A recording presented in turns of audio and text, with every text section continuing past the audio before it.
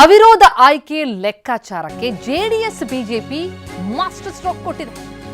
ವಿಧಾನ ಪರಿಷತ್ನ 7 ಸ್ಥಾನಕ್ಕೆ ಈಗ 8 ಅಭ್ಯರ್ಥಿಗಳು ಕಣದಲ್ಲಿದ್ದಾರೆ. ಕಾಂಗ್ರೆಸ್ 5ನೇ ಅಭ್ಯರ್ಥಿಗೆ ಎನ್ಡಿಎ ನಾಯಕರು ಕೊಟ್ಟಂತಹ ಕೌಂಟರ್. ಜೆಡಿಎಸ್ ಬಿಜೆಪಿ ಮೈತ್ರಿಯಿಂದ 3ನೇ ಅಭ್ಯರ್ಥಿಯನ್ನು ಕಣಕ್ಕಿಳಿಸಿದ್ದಾರೆ. ಎಚ್ಡಿಕೆ ಬಿಜೆಪಿ ನಾಯಕರ ಚರ್ಚೆಯ ಬಳಿಕ ಇಂಥದೊಂದು ಮಾಸ್ಟರ್ ಸ್ಟ್ರೋಕ್. 3ನೇ ಅಭ್ಯರ್ಥಿ ಎಂಟ್ರಿ. ಎನ್ಡಿಎ ಅಭ್ಯರ್ಥಿಯಾಗಿ ನಾಮಪತ್ರ ಸಲ್ಲಿಸೋದು ಗೋವಿಂದರಾಜು. ಅವಿರೋಧ ಆಯ್ಕೆ ನಿರೀಕ್ಷೆಯಲ್ಲೇ ನಿಂತು ಕಾಂಗ್ರೆಸ್. ಈ ಮೂಲಕ ಜೆಡಿಎಸ್ ತಿರುಗೇಟ್ಕೊಳ್ತಾ ಇದೆ. ಪ್ರತಿಷ್ಠೆಯ ಕಣವಾಗಿದೆ ರಾಜ್ಯ ವಿಧಾನ ಪರಿಷತ್ ಚುನಾವಣೆ. ಬಿಜೆಪಿ ಹೈಕಮಾಂಡ್ ಜೊತೆ ಕುಮಾರಸ್ವಾಮಿ ಮಾತುಕತೆ ನಡೆಸಿದ್ರು. ಎನ್ಡಿಎ ಅಭ್ಯರ್ಥಿಯಾಗಿ ಗೋವಿಂದರಾಜು ನಾಮಪತ್ರ ಸಲ್ಲಿಸ್ತಾ ಇದ್ದಾರೆ. ಅವಿರೋಧ ಆಯ್ಕೆಯಾಗುತ್ತೆ ಎನ್ನುವಂತಹ ನಿರೀಕ್ಷೆಯಲ್ಲಿ ಕಾಂಗ್ರೆಸ್ ಇತ್ತು. ಅದಕ್ಕೆ ದಳ ಕೊಟ್ಟಂತಹ ಕೌಂಟರ್ ಇದೆ. ಮಧ್ಯಾಹ್ನ 12:30ಕ್ಕೆ ಎನ್ಡಿಎ 3ನೇ ಅಭ್ಯರ್ಥಿ ನಾಮಪತ್ರ ಸಲ್ಲಿಕೆಯಾಗುತ್ತೆ. ಗೋವಿಂದರಾಜು 3ನೇ ಅಭ್ಯರ್ಥಿಯಾಗಿ ನಾಮಪತ್ರವನ್ನು ಸಲ್ಲಿಸಲಿದ್ದಾರೆ. ಈ ಮೂಲಕ ಪರಿಷತ್ ಚುನಾವಣೆ ಪ್ರತಿಷ್ಠೆಯ ಕಣವಾಗಿದೆ. ಒಂದು ಮಾಸ್ಟರ್ ಸ್ಟ್ರೋಕ್ ಕೊಟ್ಟಿದೆ ಮೈತ್ರಿ ಪಡೆ. ಎನ್ಡಿಎ ಅಭ್ಯರ್ಥಿಯಾಗಿ ಗೋವಿಂದರಾಜು ಇನ್ನೇನು ಕೆಲವೇ ಹೊತ್ತಲ್ಲಿ ನಾಮಪತ್ರವನ್ನು ಸಲ್ಲಿಸ್ತಾರೆ. ಒಂದು ಸ್ಥಾನಕ್ಕೆ ಅವಿರೋಧ ಆಯ್ಕೆ ಎನ್ನುವಂಥ ನಿರೀಕ್ಷೆ ಇತ್ತು, ಆದರೆ ಅದು ಸಾಧ್ಯ ಆಗ್ತಿಲ್ಲ. ಈ ಬಗ್ಗೆ ಸುನೀಲ್ ಇನ್ನಷ್ಟು ಡೀಟೇಲ್ಸ್ ಕೊಡ್ತಾ ಹೋಗ್ತಾರೆ. ಸುನೀಲ್, ಪರಿಷತ್ ಚುನಾವಣೆಯಲ್ಲಿ ಮೈತ್ರಿ ಪಡೆಯಿಂದ ನಿಜಕ್ಕೂ ಮಾಸ್ಟರ್ ಸ್ಟ್ರೋಕ್ ಇದು. ಏನು ಲೆಕ್ಕಾಚಾರ? ಕಾಂಗ್ರೆಸ್ಗೆ ಯಾವ ರೀತಿಯಲ್ಲಿ ಮುಳುವು?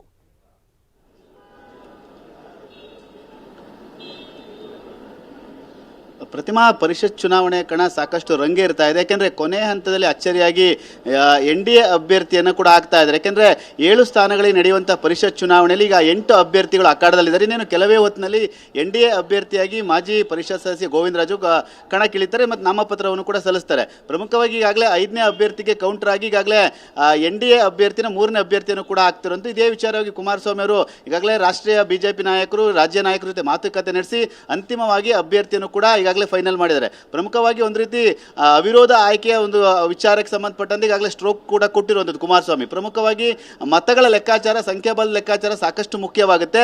ಗೆಲುವಿನ ವಿಶ್ವಾಸದಲ್ಲಿ 3ನೇ ಅಭ್ಯರ್ಥಿಯನ್ನು ಕೂಡ ಹಾಕಿದ್ದಾರೆ. ಪ್ರಮುಖವಾಗಿ ಒಂದು ಪರಿಷತ್ನ ಅಭ್ಯರ್ಥಿ ಗೆಲ್ಲಬೇಕು ಅಂದರೆ 28 ಮತಗಳು ಬೇಕಾಗುತ್ತೆ. ಆ ಒಂದು ಲೆಕ್ಕಾಚಾರದಲ್ಲಿ ಈಗಾಗಲೇ JDS ಇಂದ 18 ಜನ ಶಾಸಕರಿದ್ದಾರೆ, ಬಿಜೆಪಿಯಿಂದ 62 ಜನ ಶಾಸಕರಿದ್ದಾರೆ, ಮತ್ತೆ ಪಕ್ಷೇತರವಾದಂಥ ಒಬ್ಬ ಜನದೆಂಡ ಶಾಸಕರಿದ್ದಾರೆ. ಅದೇ ರೀತಿಯಾಗಿ ಉಚ್ಚಾಟಿತ ಶಾಸಕರು ಯತ್ನಾಳಿದ್ದಾರೆ. ಎಲ್ಲ ಲೆಕ್ಕಾಚಾರಗಳನ್ನು ನೋಡಿದರೆ JDSಗೆ 4ರಿಂದ 5 ಮತಗಳ ಅವಶ್ಯಕತೆ ಇದೆ. ಈ ಒಂದು ನಿಟ್ಟಿನಲ್ಲಿ ಗೆಲುವಿನ ಲೆಕ್ಕಾಚಾರದ ಅಭ್ಯರ್ಥಿಯನ್ನು ಈಗಾಗಲೇ ಕಣಕ್ಕಿಳಿಸಲಾಗಿದೆ. ಒಂದು ಅಭ್ಯರ್ಥಿ ಗೆಲ್ಲಕ್ಕೆ 28 ಮತಗಳು ಬೇಕಾಗುತ್ತೆ. ಅಂದರೆ ಹೆಚ್ಚುವರಿಯಾಗಿ 1-2 ಮತಗಳನ್ನ ಸಾಮಾನ್ಯವಾಗಿ ಹಾಕಿಸ್ತಾರೆ. ಯಾಕೆಂದರೆ ಒಂದೊಂದು ಮತಗಳು ಹಸಿಂದಾಗುವಂಥ ಸಾಧ್ಯತೆ ಇದೆ. ಆ ಒಂದು ಗೊಂದಲದಿಂದ ತಪ್ಪಿಸಿಕೊಳ್ಳಿಕ್ಕೆ 1 ಮತ ಅಥವಾ 2 ಮತವನ್ನು ಹೆಚ್ಚಾಗಿ ಹಾಕಿಸುವಂಥ ಸಾಧ್ಯತೆ ಇದೆ. ಹಾಗಾಗಿ JDSಗೆ ಗೆಲ್ಲಲಿಕ್ಕೆ ಸುಮಾರು 4ರಿಂದ 5 ಮತಗಳ ಅವಶ್ಯಕತೆ ಇದೆ.